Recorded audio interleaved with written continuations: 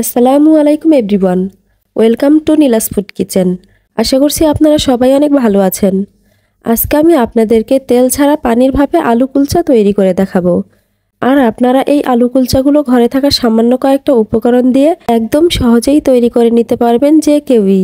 So আর কথা না বাড়িয়ে let's go to Nila's food kitchen. প্রথমেই বড় একটি মিক্সিং বলে নিয়ে নিচ্ছি 1 কাপ কুসুম গরম পানি। এরপর এতে দিয়ে দিচ্ছি 2 টেবিল চামচ চিনি। এবার একটু মিক্স করে দিয়ে এর মধ্যে দিয়ে দিচ্ছি 3 চা চামচ ইস্ট। এখন ইস্ট পানির সাথে ভালোভাবে মিশিয়ে তারপর ঢাকনা দিয়ে ঢেকে রেস্টে রেখে দিব 5 মিনিটের জন্য। 5 মিনিট পর দেখুন ইস্ট অ্যাক্টিভ হয়ে গিয়েছে। এবার আমি এর মধ্যে দিয়ে দিচ্ছি মেজারমেন্ট কাপের 3 কাপ ময়দা। আরও দিচ্ছি স্বাদমতো লবণ। তেল দিচ্ছি 2 টেবিল চামচ।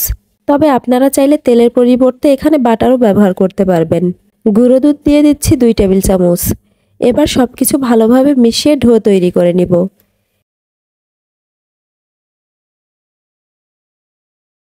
দেখুন আমি কতটা সফট ডো তৈরি করে নিয়েছি।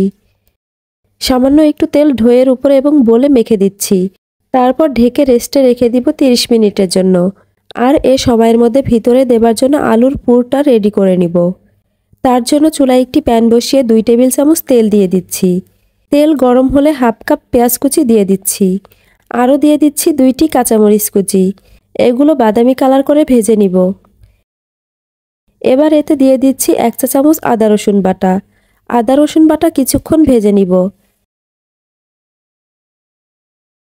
এখন দিচ্ছি হাফ চা চামচ মরিচের গুঁড়ো। স্বাদমতো লবণ দিয়ে দিচ্ছি।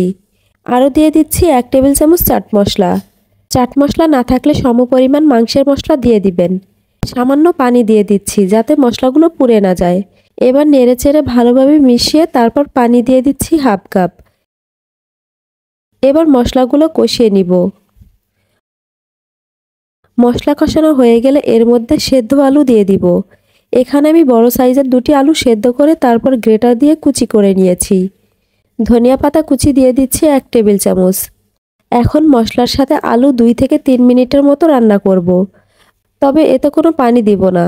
রান্না হয়ে গেলে আলুর পুরটা একটি পাত্রে ঢেলে রাখছি।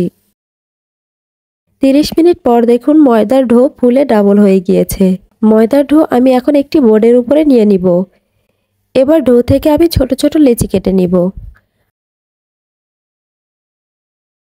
আমি মোট 8টি লেচি কেটে নিয়েছি। এখন লেচিগুলো এক সাইডে রেখে একটা একটা করে লেচি নিয়ে হাতের সাহায্যে স্মুথ করে গোল শেপ দিয়ে দিচ্ছি।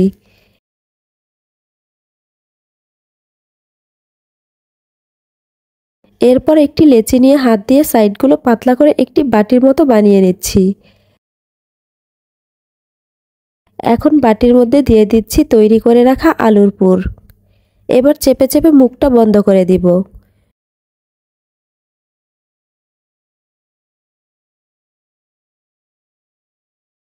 ডোয়ের চারিপাশে শুকনো ময়দা ছিটিয়ে দিচ্ছি। এবার কুলচাটা বেলে নিব। আমি কিন্তু কুলচার উপরের অংশে শুকনো ময়দা দেইনি। দেখুন এই রকম মোটা করে ছোট একটি কুলচা বেলে নিয়েছি। কুলচার উপরে কিছু সাদা তিল দিয়ে দিচ্ছি। আরও দিচ্ছি সামান্য কালো জিরা। ধনিয়া পাতা কুচি দিচ্ছি সামান্য একটু। এবার হালকা করে আবারও বেলে নিচ্ছি। দেখুন আমার কুলচা ভাজার জন্য একদম রেডি। চুলায় একটি প্যান বসিয়ে প্যানটা গরম করে নিচ্ছি। এবার প্যানে সামান্য পানি দিয়ে দিচ্ছি। পানি ভালোভাবে ফুটে উঠলে কুলচা দিয়ে দিচ্ছি। ঢাকনা দিয়ে ঢেকে চুলার আঁচ হাইতে রেখে পানি শুকিয়ে নিব। পানি শুকিয়ে গেলে চুলার আঁচ মিডিয়ামে করে দিব। ঢাকনাটা খুলে জাস্ট লুকটা দেখুন, কুলচাটা একদম ফুলে গিয়েছে। এবার আমি কুলচাটা উল্টিয়ে অপর পাশটাও ভেজে নিব। আমি কুলচাতে একটু বাটার ব্রাশ করে দিচ্ছি। এতে কালারটা দেখতে অনেক সুন্দর লাগবে আর কুলচাটা অনেক সফটও থাকবে। তবে এটি টোটালি অপশনাল, না চাইলে নাও দিতে পারবেন। আবার বাটারের পরিবর্তে চাইলে ঘিও দিতে পারবেন। এবার কুলচাটা প্যান থেকে তুলে নিচ্ছি। এক একটি কুলচা ভাজতে সর্বোচ্চ 2 থেকে 3 মিনিট সময় লাগতে পারে। আর আপনারা চাইলে কুলচার ভিতরে আলুর পুরের পরিবর্তে চিকেনের পুরও দিতে পারবেন। আমার আজকের রেসিপি যদি আপনাদের কাছে ভালো লেগে থাকে তাহলে প্লিজ একটি লাইক দিবেন এবং কমেন্টস করবেন। আর আপনি যদি আমার ভিডিওটি ফেসবুক থেকে দেখে থাকেন তাহলে প্লিজ আমার পেজটি ফলো করে দিবেন। আর যদি ইউটিউব থেকে দেখে থাকেন তাহলে প্লিজ আমার চ্যানেলটি সাবস্ক্রাইব করে দিবেন। দেখুন কুলচাগুলো কতটা সফট হয়েছে এবং ভিতরটা একদম ঝালঝাল আলুর পুরে ভরা। আর খেতে তো আলহামদুলিল্লাহ। সো আজ এ পর্যন্তই, আবার দেখা হবে নতুন কোনো রেসিপি নিয়ে। সে পর্যন্ত সবাই ভালো থাকুন, সুস্থ থাকুন। আল্লাহ হাফেজ।